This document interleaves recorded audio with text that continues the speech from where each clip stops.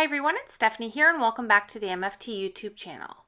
In today's video, we are going to be playing with the Café All Day Die-namics. This is a really cool set because it has all the pieces you need to make either cold or hot beverages.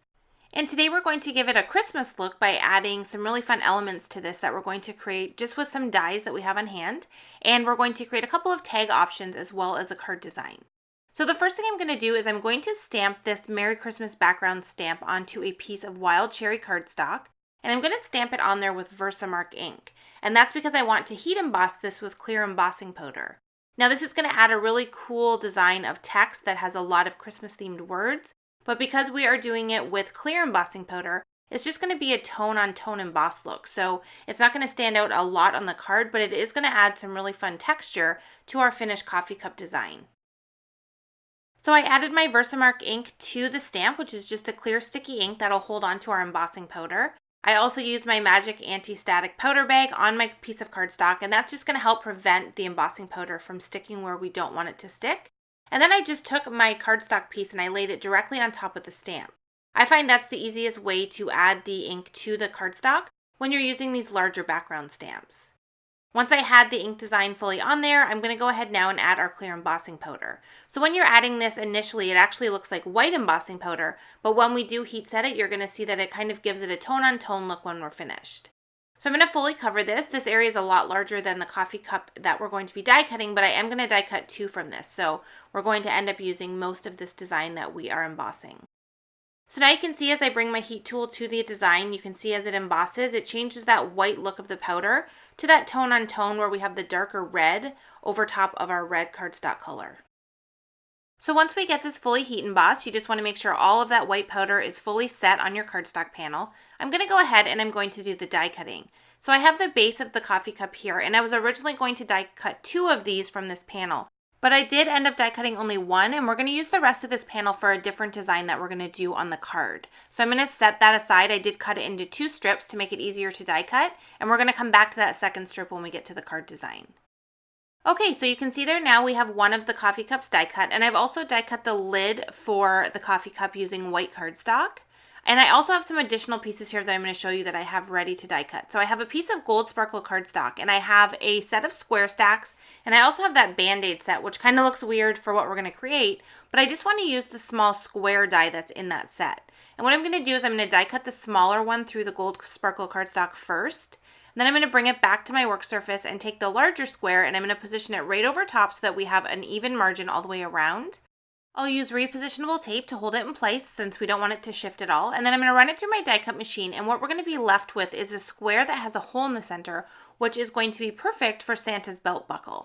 This is a really great way to stretch your supplies and take a product that isn't necessarily holiday related, but turn it into something that is by using other dies and just simple strips of cardstock.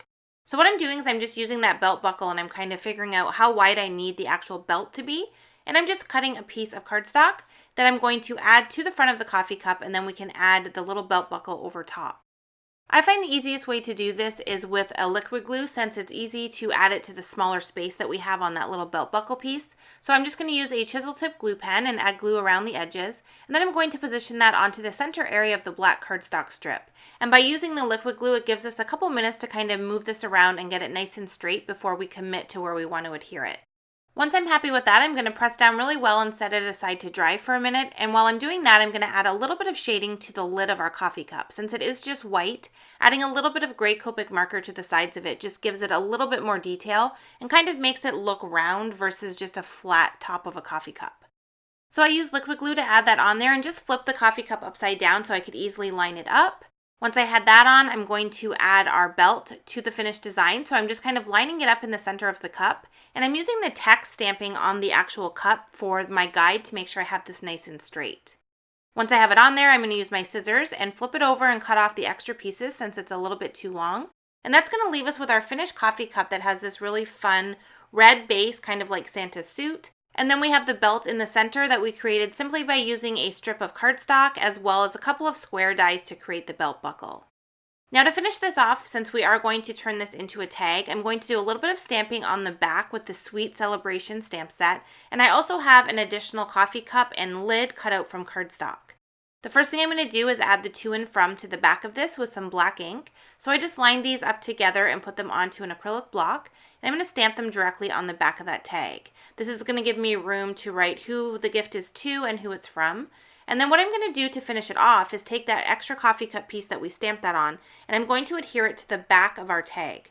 I'm going to also do the same thing with the lid. I'm going to add some liquid glue to that as well, and I'm going to add that to the top part of the back of the tag.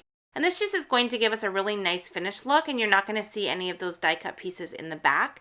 It's going to fully close everything together, and it just really gives a nice look overall. The last thing that we need to do once we do this is I need to put a hole in the tag so that we can add it to a gift. So I'm going to take just a regular hole punch, and I'm going to put a hole right in the top area of the lid there. And then I'm going to use some white string, and I'm just going to tie that through so we have something to adhere it to. And then once we have that done, we have a really great tag design that can be used for the holidays for any type of gift, like a hot cocoa gift or a coffee themed gift. You can use it pretty much for anything, and it's just a really fun design that gives the coffee cup a holiday look. So for this design, we use just the coffee cup shape to create our small tag, which is going to be, like I said, perfect for any type of gift. But there's also other ways you can use this as well with the same design, but on a little bit of a different project. So I wanted to show you two more options. So this one here is actually using the treat tag dynamics, which is the large tag design. And I've created the coffee cup the exact same way, but for this one I adhered it to the tag with some foam adhesive for some dimension. And I also stamped a message on there that says sending you a cup of cheer, which is a great way to kind of add a sentiment to the tag as well, since there isn't a lot of room on the coffee cup. And now I have one more example to show you, and this time we're going to use this as a shaker cup. So this die set has a coordinating shaker pouch that goes with it, so you can create really fun shaker card designs. So I'm going to be using the base of the coffee cup here once again, and this time I'm going to die cut it through a panel of white cardstock so that we can turn this into a shaker card. The shaker pouches come 10 per pack, and they match perfectly with that opening. So when you die cut the coffee cup base, you're going to be able to put that coffee cup pouch right in the center there, and it's going to hold your sequins or your seed beads or whatever else you want to add in there. So I have the coffee cup shape die cut from the center of my panel now, and I'm going to take some 1/8 inch score tape, and I'm going to add it all the way around the back of the panel around the coffee cup. This is my favorite way to adhere the shaker pouches just because it doesn't make a lot of mess.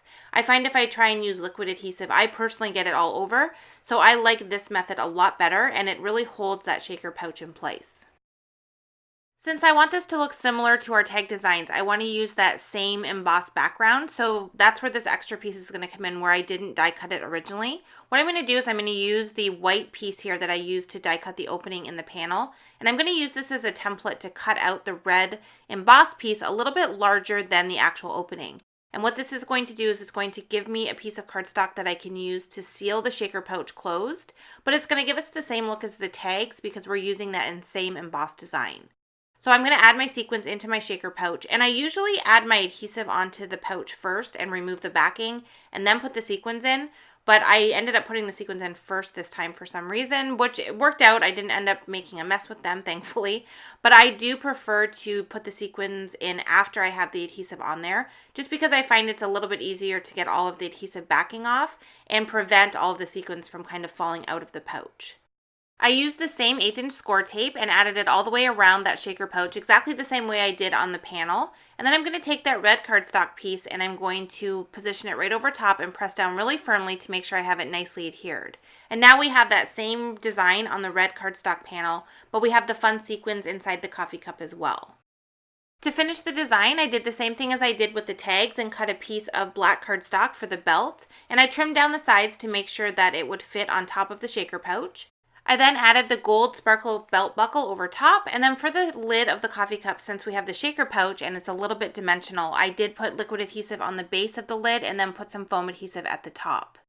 I stamped a sentiment on the base of the card, and in hindsight I would have done that first before I had the bulk of the shaker pouch, but since I had already added the shaker pouch in there, I just positioned the sentiment on the top part of my acrylic block, which made it easy for me to go ahead and stamp that on there. Once I had that done, I added the panel to a piece of black cardstock, and now I'm going to add the finished panel to a red card base, which is the same red that we used to do the embossing on the red panel inside of the coffee cup. Once I have that attached there, the last thing I'm going to do is add a few more sequins to the outside area of the coffee cup, and then I'm going to fill the center of those sequins with some stardust stickles for some added sparkle. And now we have a completed card design that we can also use during the holidays, and this can just be used as a card and doesn't necessarily have to go with a gift. So now we have 3 different options. We have the card that we created, we have the tag that we used the actual treat tag dynamics and created a full-size tag, and then we also have our original tag that we created, which is just the shape of the coffee cup, which is a really fun look to add to a gift at the holidays. So I hope this gave you some ideas on ways that you can use our Café All Day Die-namics die set and do something fun and holiday related with this set. As always, I appreciate you being here for another video, and I hope to see you again soon. Thanks so much for watching.